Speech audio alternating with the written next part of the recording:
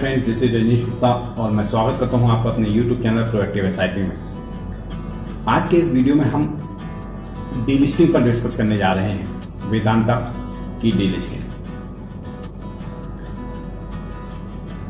जब भी कोई कंपनी डीलिस्ट होना चाहती है तो सबसे पहले बोर्ड ऑफ डायरेक्टर्स एक रेजोल्यूशन पास करते हैं और वो रेजोल्यूशन पास होने के बाद वो स्टॉक एक्सचेंज को कम्युनिकेट करते हैं कि we are willing to get delisted from the exchanges. Thereafter, ये सारे जितने भी इनके स्टॉक होल्डर्स हैं, जितने भी इनके स्टेक होल्डर्स हैं, जितने भी शेयर होल्डर्स हैं, ये सारे शेयर होल्डर्स को एक special resolution letter for approval भेजा जाता है, जिसके बाद ये जो स्टेक होल्डर्स हैं ये या तो उस रेजोल्यूशन को पास कर सकते हैं या उसको डिनाई कर सकते हैं। सपोज करिए अगर उन्होंने डिनाई कर दिया तो जो डीलिस्टिंग प्रोसेस है वो यहीं पे फिनिश हो जाएगी और स्टॉक में जैसे पहले से ट्रेड हो रहा था वैसे ही ट्रेड कैरी करते रहेंगे। बट यदि इन्वेस्टर इंटरेस्ट शो करता है कि yes I am ready to take participate in the delisting process, तो कंपनीज जो हैं वो वापस स्टॉक एक्सचेंजेस को इंटीमेट करती हैं कि स्पेशल रेजोल्यूशन पास हो चुका है ना। अभी यहां पे 4 पॉइंट्स क्लियर हैं। पहला, board of directors pass the resolution. Second, communicate to the stock exchanges that board of director pass the resolution. Third, pass letter of approval, special resolution has been sent to the investors. Fourth, again intimate that special resolution has been passed by the investors and intimate to the stock exchanges.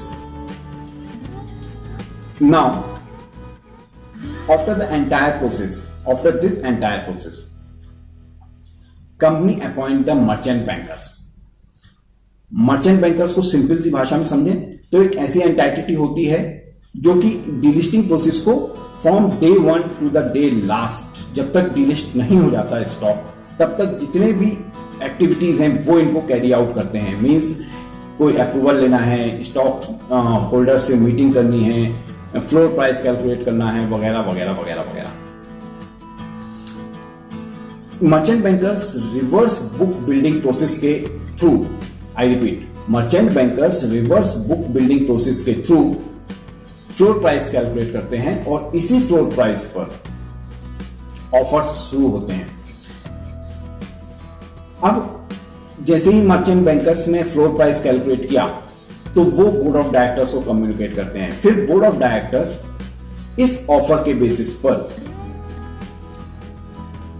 क्योंकि as a promoter मेरे को आपसे stock खरीदने हैं, मेरे को investor से stock खरीदने हैं, तो मुझे इन्वेस्टर्स को पेमेंट करनी है, उनको फंडिंग करनी है, जो भी उनका जो पैसा है वो उनको रिटर्न करना है, राइट। तो मेरे पास कुछ कंसिडरेबल अमाउंट होना चाहिए।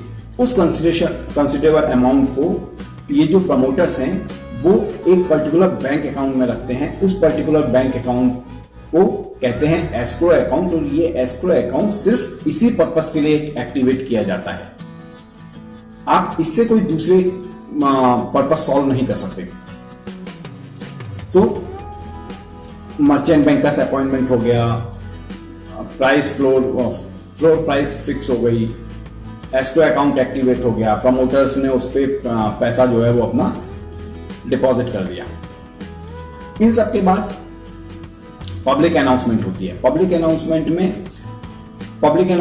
में प्रमोटर्स की share holding patterns, stock share holding patterns, date of opening and date of closing, details of the merchant bankers, name of the merchant bankers, details of the escrow account, ये सारी details उस पर available होती है। ये Hindi, English और एक regional leading newspapers पे पब्लिश होना चाहिए।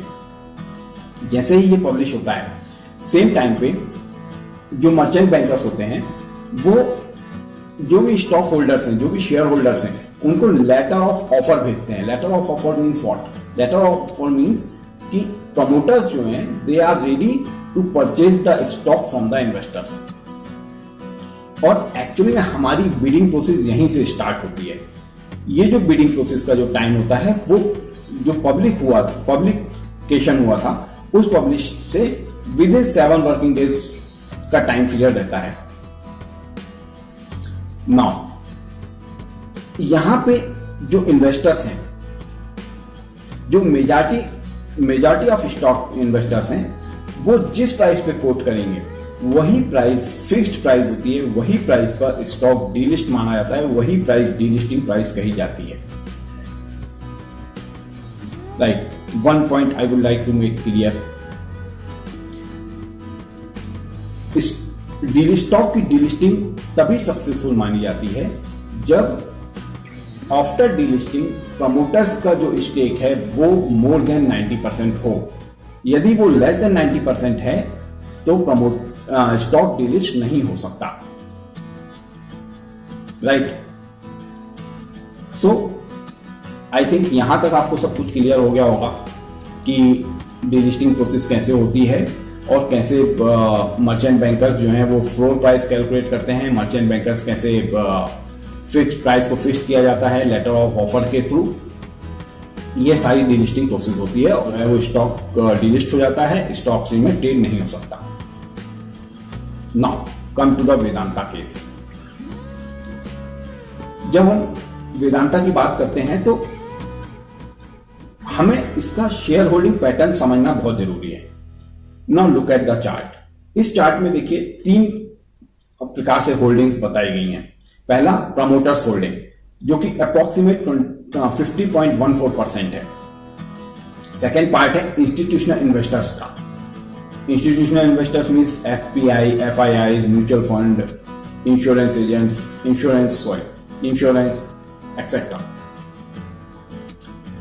और थर्ड पार्ट है retail investors and HNI investors. Vedanta के केस में ये जो स्पेशल रिजोल्यूशन का जो लेटर आप लोग को मिला था, रिटेल इन्वेस्टर्स को मिला था, उनके जो वोटिंग राइट्स थे, जो वैल्यू थी उस वोट्स की, उस अप्रूवल की, उसकी वैल्यू कुछ भी नहीं थी। They are 0। Why? Because delisting का पहला रूल यह है कि डीलिस्टिंग तभी सक्सेसफुल होगी जब प्रमोटर्स की होल्डिंग मोर देन 90% हो जाएगी आफ्टर डीलिस्टिंग। और इस केस में प्रमोटर्स प्लस एफआईआईस की जो टोटल होल्डिंग है वो मोर देन 90% हो रही है। इसलिए यहां पर जो रिटेल इन्वेस्टर्स हैं, एचएनआई हैं, उनकी जो रिजोल्यूशन का जो अप्रूवल था उसकी कोई वैल्यू नहीं थी। राइट, तो अब एक क्वेश्चन आप सबके माइंड में आ रहा होगा कि क्या हमें वेदांता के स्टॉक से सरेंडर कर देना चाहिए? तो yes, you should surrender the stock in the delisting process. क्योंकि यदि आप उसको नहीं सरेंडर करते हैं तो आफ्टर द डीलिस्टिंग प्रोसेस वो स्टॉक की लिक्विडिटी, वो स्टॉक की वैल्यू जो है वो 0 हो जाएगी और उसकी आपके लिए उसकी कोई वैल्यू नहीं होगी। मींस आप उसको सिर्फ अपने डीमैट पे रख सकते हैं but you can not sell it to anyone. So friends, आपको क्लियर हो गया होगा कि अब आपको वेदांता की डीलिस्टिंग के लिए क्या करना है। This is all from my side. Thank you, bye bye.